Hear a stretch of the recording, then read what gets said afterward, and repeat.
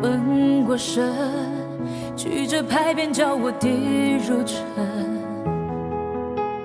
拘我魂，条条规训叫我忍了吞，笑我的虔诚，迈不出家门，要不正要我忍，浑身的走完这一生。可是我听见风来自海上和天空，他说别低头，低头便入牢笼。你是海浪，也是长风，怎可以上锁呢？那心不服，管不住，是我眼中的刀锋。这世界容不下，那就刺破它吧。我的苦笑，我的疼痛，终将转身。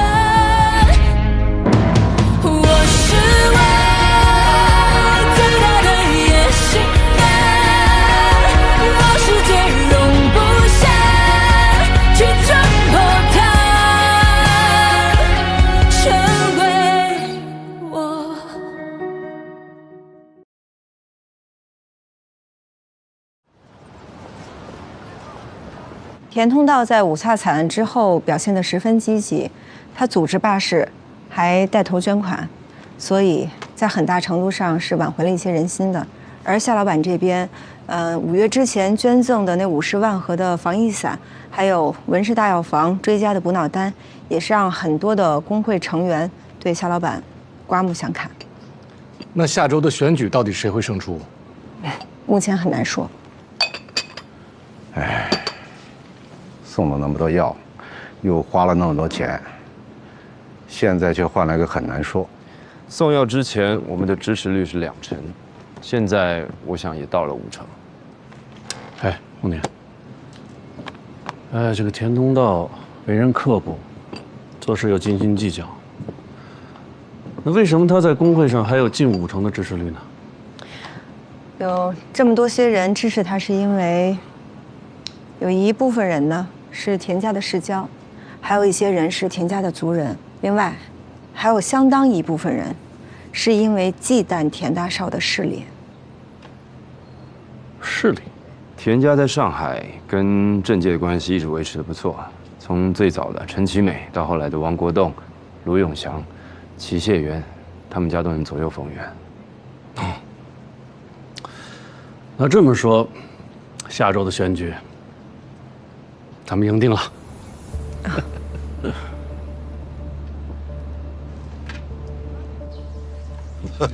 是的，哎呀，这会儿啊，人都没来齐呢。等一会儿人到齐之后，这边全部都会坐满，啊，就显得人更多了。人到齐了，肯定还要多。肯定。就是不知道，您最近这个小儿科特灵卖的怎么样啊？哎呀，几位老兄久违了，回头咱们找机会喝几杯去啊！哎呀，贾老板，哎呀，好久不见。田老板，今后发财全靠您了。仰仗您了，仰仗您。回头见。来，老板，下园的人现在在大门口，见人就发一份报纸。玩什么花样啊？看今天的报纸。我夏某如果这次能够成功当选，一定会带领大家一起把上海的国药业发扬光大，好吧？好。行，那你们继续聊。慢走啊！好。李先生，看见没有？汉卿的原话可是这么写的：但凡有人触犯军法，骚扰百姓，必以军法处置。是。所以我想，夏元呐，真没想到啊，你居然敢公开贿选。田大少这话说的，我有点摸不着头脑啊。你以为我真看不出来，你耍的是什么花样吗？你是说我在用报纸贿选？一份报纸，4个铜板。如果这个都能贿选的话，那工会成员也太容易被收买了吧？是，这报纸啊，确实是4个铜板一份儿，但是这报纸里边究竟加了什么，那可就谁都不知道了。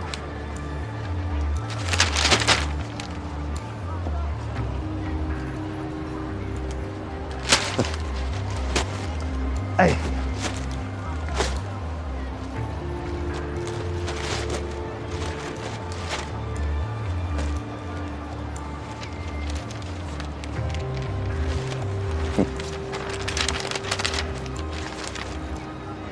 哦呦，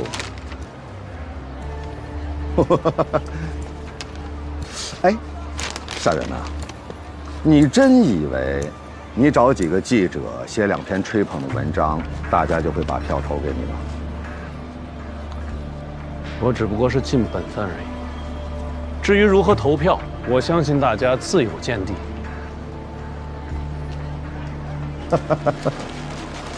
早知道你那么惨，我就不会花那么多功夫来对付你。唉，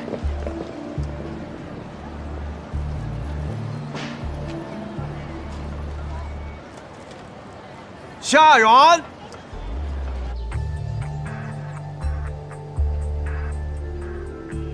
夏元，田同道，李启忠，夏元，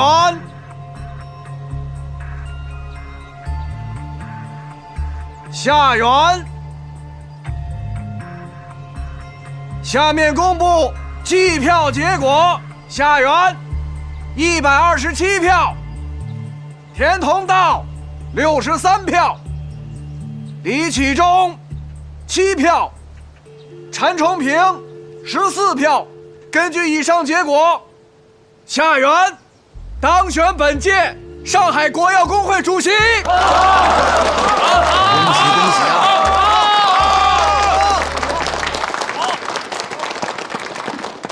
感谢各位同仁的支持，我夏某将继续仰仗各位，让我们一起把上海国药业发扬光大。好。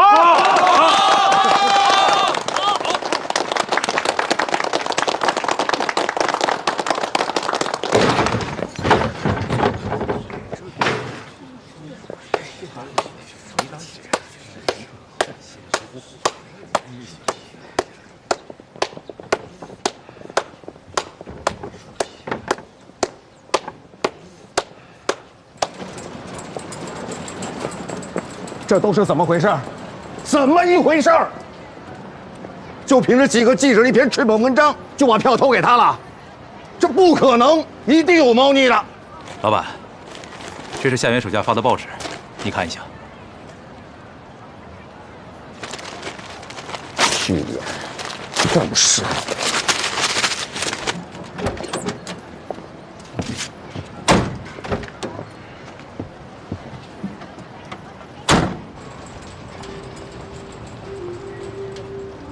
夏元怎么会和东北军搭上关系呢？你别忘了，夏元是在北方起的家，他跟关东帮的关系十分的密切，所以他要想跟东北军搭上关系的话，那是轻而易举的。那一张照片，为什么就能拉来选票呢？哎，这就是他的厉害之处。夏元利用他跟少帅的那张合影，暗示他跟上海现在最有势力的人关系十分好。而那些工会成员呢，当初为什么选田大少，也是因为田家跟政界的关系十分的密切，所以这次改投了夏元。同理，夏元确实厉害。我这次也学到了，做生意啊，不光要靠脑子、靠实力，还要学会借势。夏元这次就是借了东北军进上海的这个势。我也学到了。哎，你打算什么时候带我见夏初啊？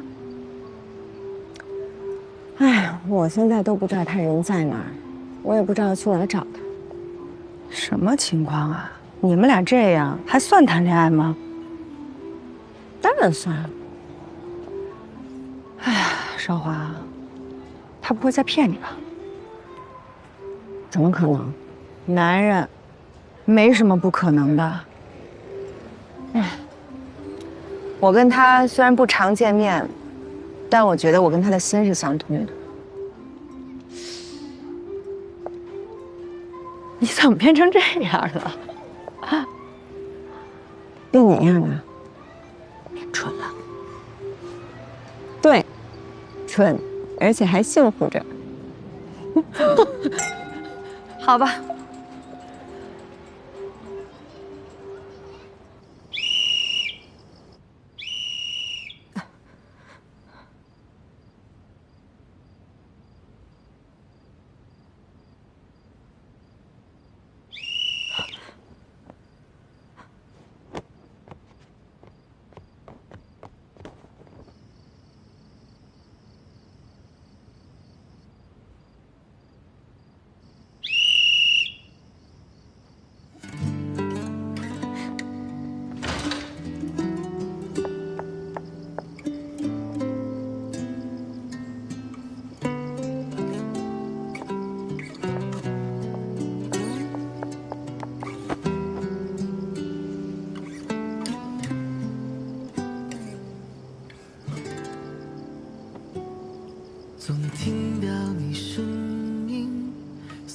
你怎么瘦了这么多？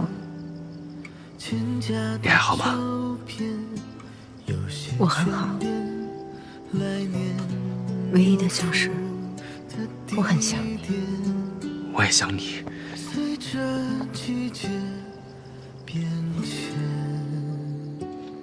韶华啊，天亮前的时间都属于我们。韶华，我爱你！别喊了，别人都休息了。韶华，我爱你！别喊了，别人我都爱休息了。你！韶华，我爱你！这个白不看个，那不想想。在平凡的时间里走着，所沉淀的如一条长河，你我的动容留给谁呢？没有翻过生活的。为什么会带我到这儿来3年前，你就应该在这里。我们本该一起从这里出发的，去法兰西。我订了3张船票，但最后上船的却只有我一个人。好在兜兜转转，我们终于还是来到了这里。Dreaming of home, dear old home. Home of my childhood and mother, of when I wake this way to find, I've been dreaming of home and mother.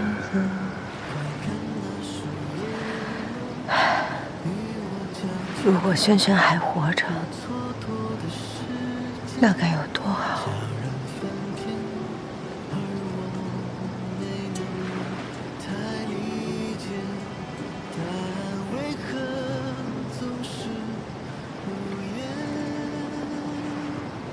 轩轩一直都在，爱我们的人永远不会离开，他们只是换了一种方式与我们相见。或许是一阵风，一个梦，又或许是一缕花香，一束晨曦。轩轩，轩轩。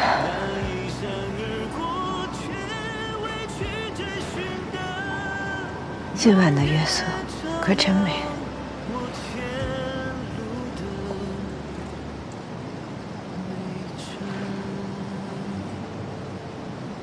韶华，我想，韶华，嫁给我吧。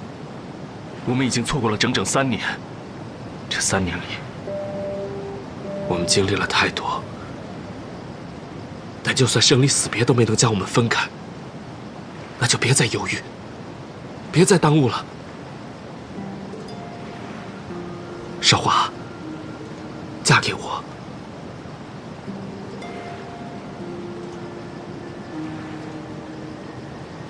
夏初，我必须要告诉你一件事情。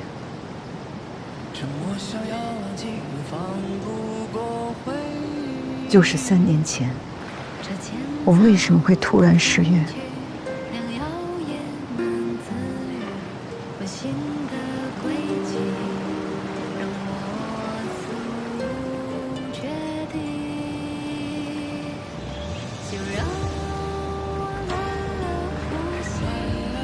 这就是为什么我3年前会突然失约。对不起，我竟然什么都不知道。在你最需要我的时候，我竟然没有陪在你身边。这跟你又有什么关系呢？只是我当初不敢面对。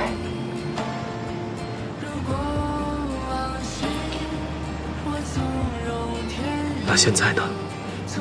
现在，我既然坐在这里，跟你提起曾经我根本就不敢碰触的往事，就证明我不仅能面对，我还放下了。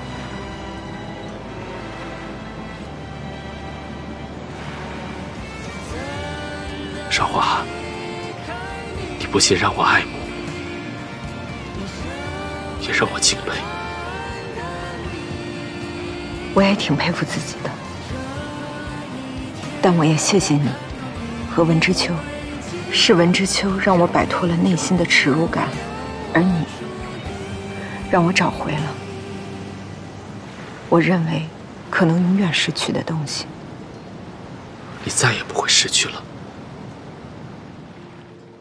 哎，卖报卖报！吴省联军总司令通电讨伐奉系，全锋前场进军，一举夺得松江、上海。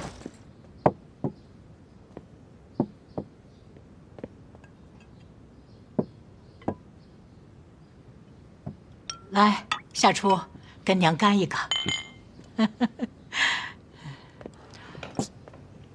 这个奉军那么不经大。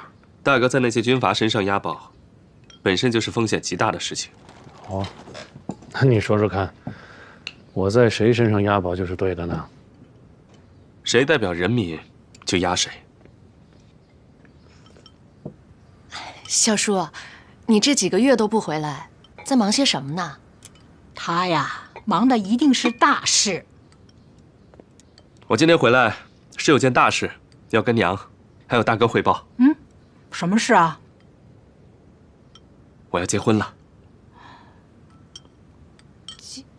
哎呀，可是你在法国交往的那位同学，不是周建儒，他早就回欧洲继续攻读学位了。我和他去年就分手了。那你看上的是哪家小姐呀？快说。你们应该都认识，是韶华。就是跟你大哥现在做生意的那个。是。是之前土匪陈家的那个。是。你怎么能认识他呢？9年前就认识了，那个时候我就爱上了他，只是阴差阳错，一直错过。不是说文之秋对楚小姐有意思吗？是吗？从没听韶华提起过，应该不是什么大事。你要相中的是他，娘不同意。为什么？你知道他的历史啊？你们知道的我都知道，你们不知道的我也知道。那你为什么还要娶她呢？他的过去，只能让我更加的怜他、敬他、爱他。马上跟他断了。娘，我这辈子就认准他了。你要认准他，就别认我这个娘。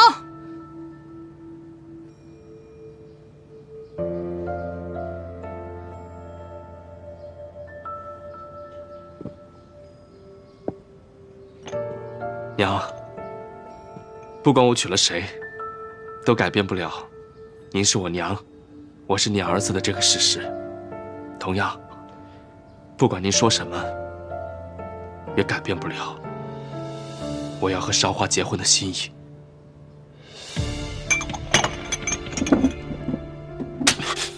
娘，你是要气死娘啊你！娘从小舍不得打你，今天我就非打死你！打死你！娘，我打死你！娘，打死你！是我的问题，你气死我了！是我当哥的不好，没教育好他。您打我，您慢慢打，您别伤着手。别伤了身子呀，娘。娘，这个老二，您是清楚的，认准的事儿，10头牛都打不回来。您让我好好劝劝他啊！您先别动气，好好休息休息。不能娶那个女人啊！娘，哎，咱去歇歇。我不同意，不能娶她，不能娶她。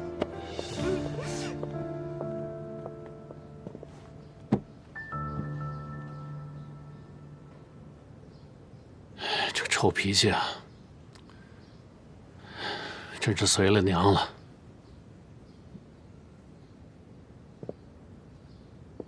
大哥，又连累你挨打了。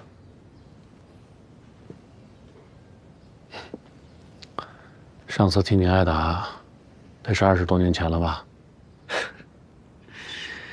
今天又找回感觉了。小楚，跟这楚韶华是来真的？当然。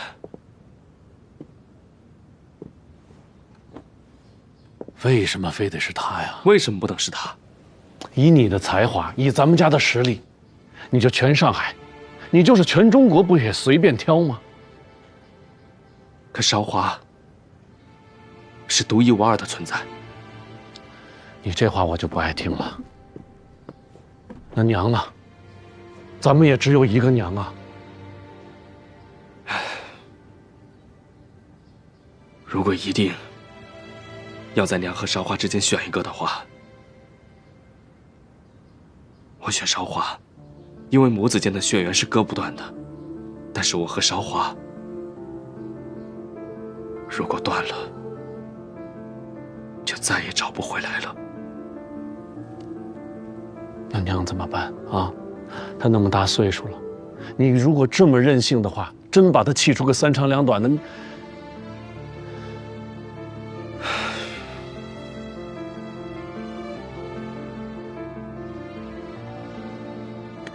大哥，帮我好好劝劝娘吧。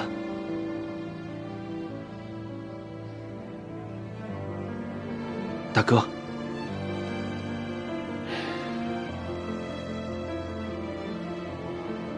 我可以帮你。小楚，你什么时候回来帮帮哥呀？啊？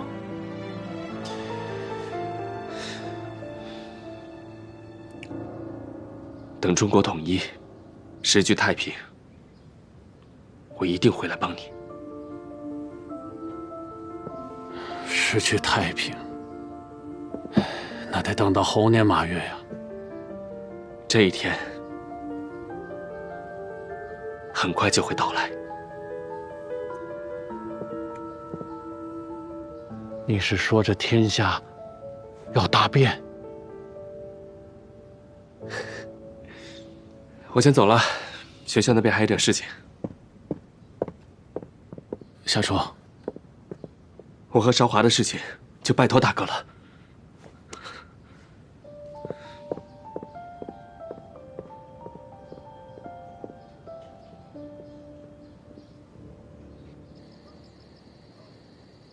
那楚小姐虽然能干，但毕竟结过婚，生过孩子，还在土匪窝里面有过一段说不清道不明的经历，现在又跟文之秋一天到晚同进同出的，你说这夏初怎么会喜欢他呢？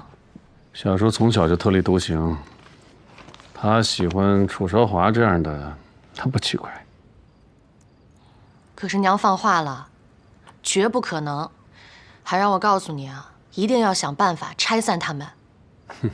拆散，一个是我亲弟，一个是我合作伙伴，哪个是我能控制得了的？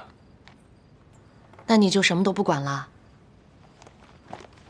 我倒是觉得呀，如果夏初跟楚朝华在一起，并不一定是件坏事。最终，如果他们结婚，对我的生意是利大于弊。你居然还支持他俩？现在唯一的问题是这个文之秋，如果因为这个终止和我的合作的话，我的损失可就大了。我得想个法子安抚一下他。那娘那边呢？娘那边，你想想办法，先让他消消气儿。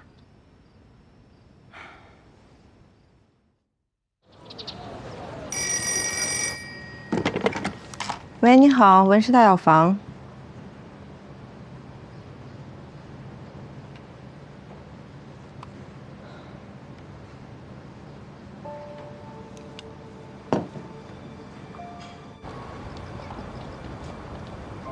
楚小姐，虽说我们今天是第一次见面，可是你以前的那些故事呢，我早就听说过了。老夫人，我对您也是久仰。那就直说吧。你过去的遭遇呢，我很同情；你现在的才干呢，我也很欣赏。你跟夏元一起做生意，我是10000个的赞成。可是你跟夏初结婚这件事，我是拼了老命都会反对的。但您的反对，一定没有什么效果吧？如果有的话，你就不会找我来了。你先别嘴硬。虽说现在是民国，讲究自由恋爱、自由婚姻，可我是夏初的亲娘，我的话他现在不听，他将来一定会听的。但以我对夏初的了解，他这个人，一旦做下决定，就没有人能够改变。其实我今天来也是为了你好啊，楚小姐。你想，一个根本就不可能的事，你何必要执着呢？你倒不如尽快放手。哎，趁着你年华正好，找一个跟你般配的男人，这不是更好吗？我觉得我和夏初挺般配的。哎呀，楚小姐，你这是睁着眼说梦话吧？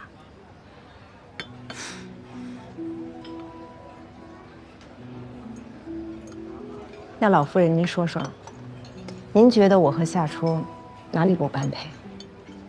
好啊，那咱就从家世门第开始说吧。我们夏家，无论是过去的守元药庄，还是现在的菊景堂，那在国药界都是响当当的。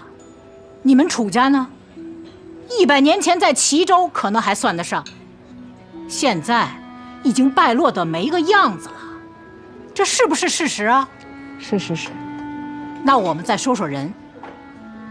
我们家夏初，早期在日本留学商科，后来又转到法国念书。不说学富五车吧，学贯中西倒是称得上。你呢？无论是现在的洋学堂，还是过去的私塾，你一天都没念过吧？倒是没有。还有你是结过婚的人，你又有过孩子，你现在的身份是个寡妇啊！我们家夏初呢，家世清白，无可挑剔。楚小姐，我们不是有意要提你的伤心事。我明白。这做人得讲道理嘛。你说你现在，你跟夏初般配吗？你配得上他吗？娘，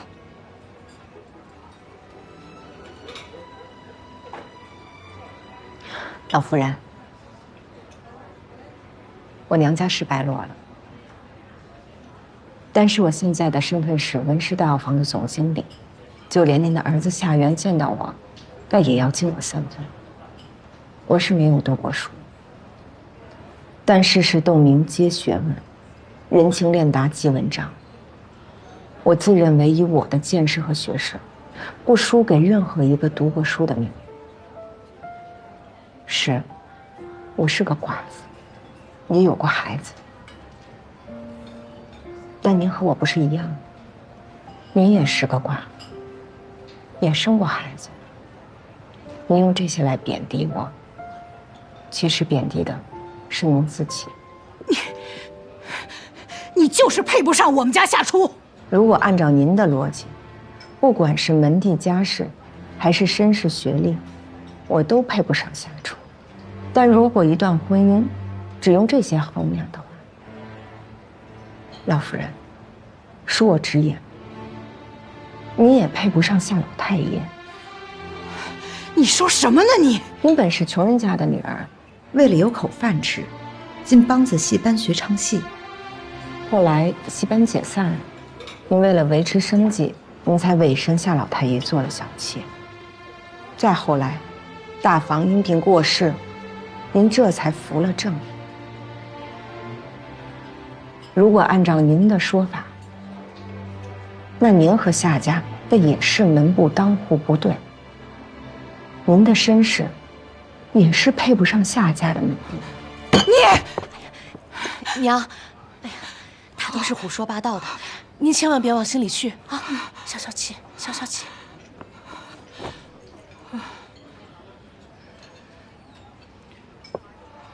是，我刚才说的呢，都是胡说八道的。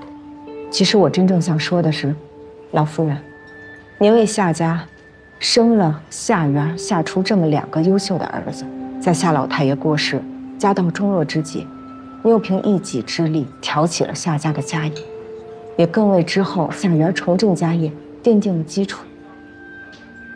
夏家能有今天，正是您这个门不当户不对的女子立了大功呀。是，我娘也是个奇女子。但就算是您为夏家做了这么多，直到现在，夏家的一些族人依然因为您的出身对您有各种非议。您都是出身论的受害者，为什么还要把这一套强加在我和夏初的身上？我就是一辈子被人指指点点，我才不希望我的儿媳以后也被人指指点点的。我这大半生啊，坎坷10多，也都是靠着自己熬着、挺着，扛到了今天。你要问我怕什么？那我真的没什么怕。就算是刀架在我脖子上，那我也不怕，因为我相信我自己的命运是握在我自己手里的。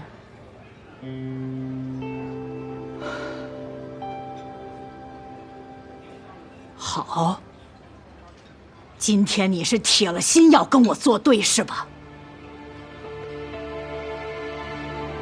我只是铁了心了，想和夏初痛痛快快的爱一场。不可能！咱们走着瞧。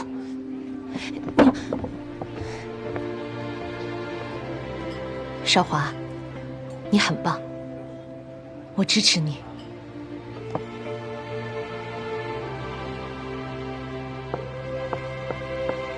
娘，接下来这2年，国内的局势会更动荡，咱们一定得早做打算。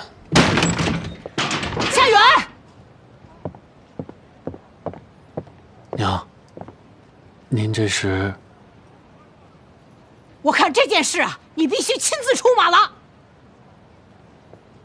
啊，老夫人，老夫人，娘，您先坐，您先别生气。怎么回事？娘去见了楚小姐，结果被楚小姐说的哑口无言。哎，我来。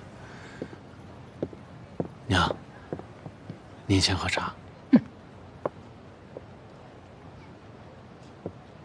夏元，你跟着楚小姐不是有生意上来往吗？是。你在生意上难为难为她，让她知难而退。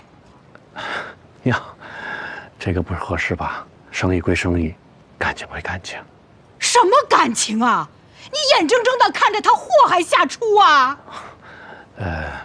娘，我倒是这么觉着的，这说不定这个楚小姐，她就是夏初的福星啊！你这是什么话呀？您听我说，您看当初，这夏初为了他那个什么所谓的事业，家也不要了，命都不要了，咱们说什么都不听。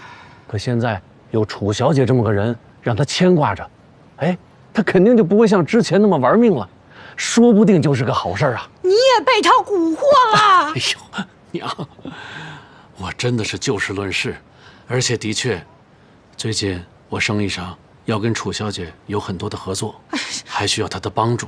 如果现在跟她闹翻了，这不是跟钱过不去吗？是啊，娘。好，我看你们一个个的都不听我的话了，这是。哎，娘，您这是去哪儿啊？我去医院。娘，您等等我呀。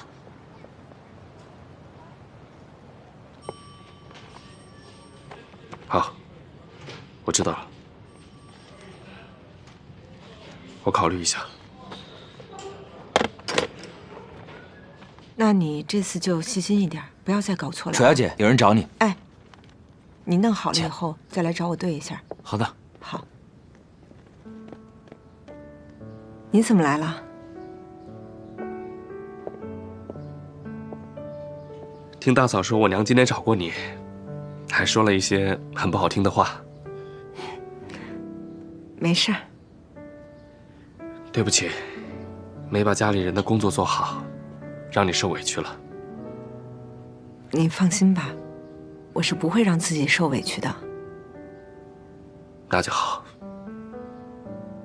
其实，你娘吧，之前还挺认可我的，她总是让你大哥给我传话，说让我没事的时候去你家常坐坐。但是现在，我也理解她。可能我对她来说，是她最恨的人吧。那是因为，他只知道你作为大哥的生意伙伴非常能干，却不知道，作为儿媳妇的你，有多优秀。我娘的事情我来处理，你就不用操心了。那我总也得做点什么吧？你只需要做好一件事情，专心和我恋爱。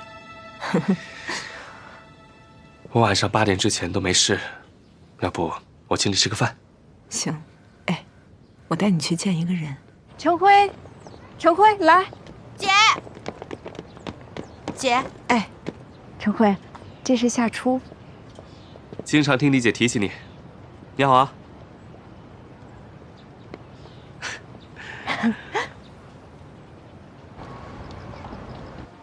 你们要结婚了？对，以前每个周末都是我去看你，以后就是我和夏初一起去看你。但你这边一切都不变，照常生活，照常生存。夏先生，我能问你几个问题吗？请问，您家里是做什么的？我家里是经商的，我本人是上海大学的老师。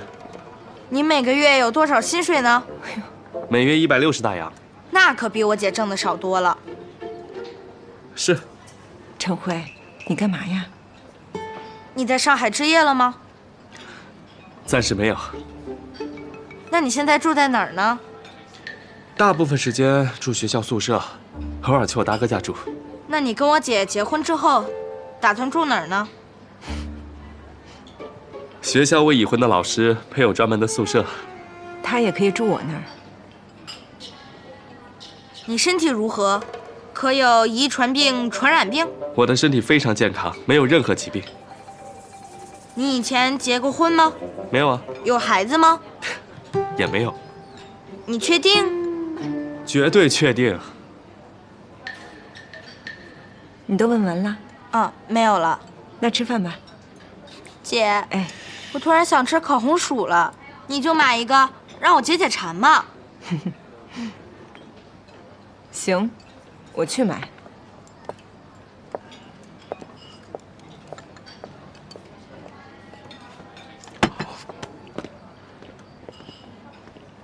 姓夏的，你给我听好了，就你这条件，根本配不上我姐。既然让我姐认了你，我也不说什么了。我只有一个要求，对我姐好。你别看我年纪小，我10多年前就在江湖上混了。你要是敢对我姐不好，我跟你玩命！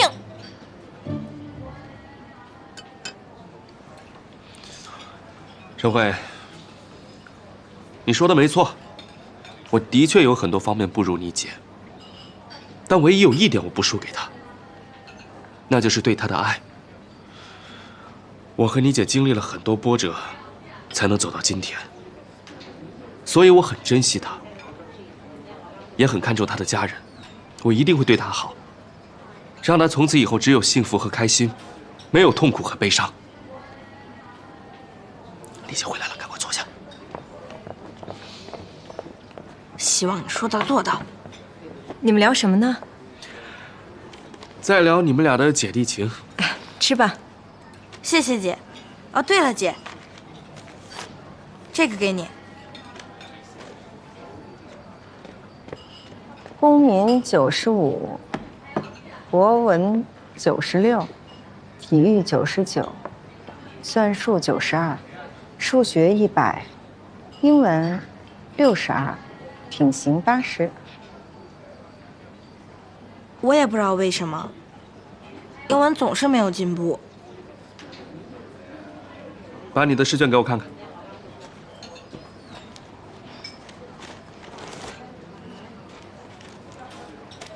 陈辉，没关系啊，慢慢来。那么多单词，怎么背都背不完。其实背英语单词也是有诀窍的，就跟汉字有偏旁和部首一样，英语单词也是有结构的。比如这个 progress， 就是由 pro 和 gress 2部分组成。pro 的意思就是向前 ，gress 的意思就是步，所以这个单词的意思就是进步。还真是啊。